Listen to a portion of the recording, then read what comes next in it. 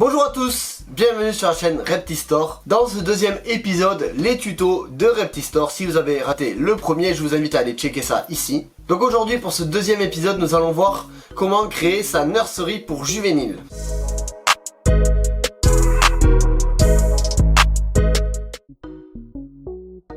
On va créer une nursery pour juvéniles de ce type comme vous allez retrouver derrière moi. Il faut savoir que cette année j'ai pas assez de place parce qu'on va dépasser les 100 juvéniles produits au sein de l'établissement d'élevage Reptistore. C'est pour ça qu'il faut maintenant que j'agrandisse le nombre de places que je propose à ces juvéniles. Aujourd'hui du coup je vais vous embarquer avec moi au sein de ce tutoriel afin de vous montrer comment je construis de A à Z la nursery pour juvéniles. Alors pour commencer nous allons avoir besoin bien sûr de bois. Ici je pars sur du mélaminé en 18, mélaminé blanc parce que pour moi c'est sobre, c'est nickel. Il va vous falloir bien sûr des vis et avec ça la visseuse. Ce qui est très important aussi ce sont ces boîtes Braplast là en 3 litres que vous pouvez retrouver chez une multitude d'enseignes terrariophiles en France. Si après vous avez d'autres bons plans, vous pouvez toujours les prendre chez eux. Donc c'est des boîtes qui font 25 par 19 sur 8 de haut. Voilà pour les côtes des boîtes.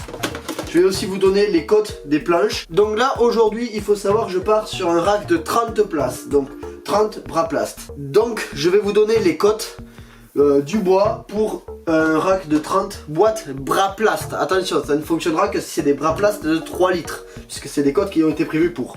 Il va vous falloir 2 planches de 26 de profond par 85 cm de long, 5 planches de 26 de profond par 81,4 cm et ensuite 2 planches de 26 de profond par 58,2 de largeur. Voilà. Maintenant on va passer à l'assemblage. Alors pour ce qui va être du chauffage, étant donné que moi je suis dans la méthode de thermoconformité, je chauffe l'air ambiant et je ne chauffe pas mes terrariums ou mes racks. Je ne vais pas installer un système de chauffage. Par contre, vous, si vous veniez à faire ça, que vous êtes en thermorégulation et non pas thermoconformité, il va vous falloir en plus une défonceuse et un câble chauffant. La défonceuse vous servira à faire les rainures. Et le câble chauffant, bien sûr, à venir s'insérer sur ces rainures-là. Nous allons maintenant commencer l'assemblage. Donc je vais trier mes planches. Ça, je sais que c'est mes planches qui viennent sur le côté. Ces deux petites-là. Donc celles-là, on va les mettre de côté. Voilà. Ensuite, les 5 planches qui me serviront à faire les étagères, c'est celles-ci. Donc pareil, je les mets de côté. J'en ai bien 5. Et là, je me retrouve avec les planches qui vont venir en fait par-dessus et par-dessous. Donc j'en mets une de côté, on va mettre celle-là en bas puisque celle-là elle a le coin qui est un petit peu abîmé et celle-ci en haut. On va commencer. Premièrement, on prend 5 boîtes. Donc moi ici j'ai fait le choix de partir sur des boîtes avec le couvercle.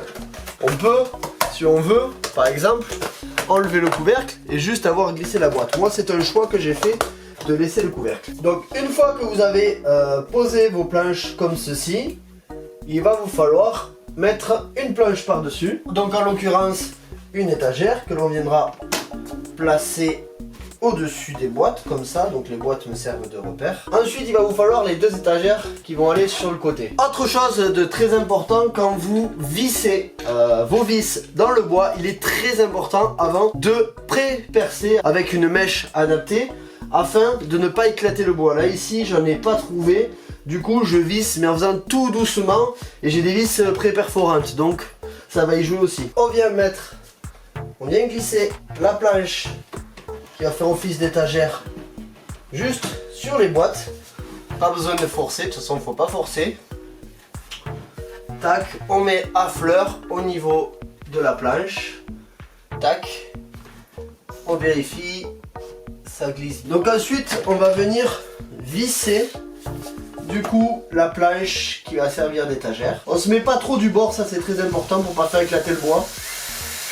On vérifie que les boîtes glissent bien. Ok, peut-être celle-là est un petit peu coincée, mais en vissant sur l'autre côté on va régler ça. Et une fois qu'on a fait ce premier étage, on réitère sur les autres. Pareil en termes de coût, donc au niveau du bois j'en ai eu pour cher je trouve. Je suis pas allé dans la bonne enseigne, en plus ils ont été incapables de couper droit. Bon bref, ça de toute façon c'est mon problème à moi. J'en ai eu pour 55 € au niveau du bois. Au niveau des boîtes j'en ai eu pour 60 € exactement. Après les vis je les avais donc ça m'a rien coûté. Il vous faudra vous acheter de votre côté un câble chauffant. Vous en avez pour entre 20 et 50 € selon la puissance et la longueur que vous prenez. Voilà en termes de coût. Donc là c'est une nurserie qui me revient entre 100 et 120 €. Voilà les amis, on arrive sur le rack terminé. Par contre j'ai fait une petite erreur, c'est pour un 24 places, c'est pas une 30. J'ai oublié de compter une rangée en plus. Donc les codes que je vous ai donnés, c'est pour 24 places et non 30. Ensuite, deuxième truc, je suis vraiment pas du tout content de l'enseigne qui m'a coupé le bois. Je pense qu'avec l'argent que je leur ai donné pour le bois, ils peuvent se payer une formation pour apprendre à couper droit parce que je vais vous montrer ça derrière, c'est une catastrophe. Alors j'ai mis tout ce qui n'était pas droit derrière pour pas qu'on le voit en façade.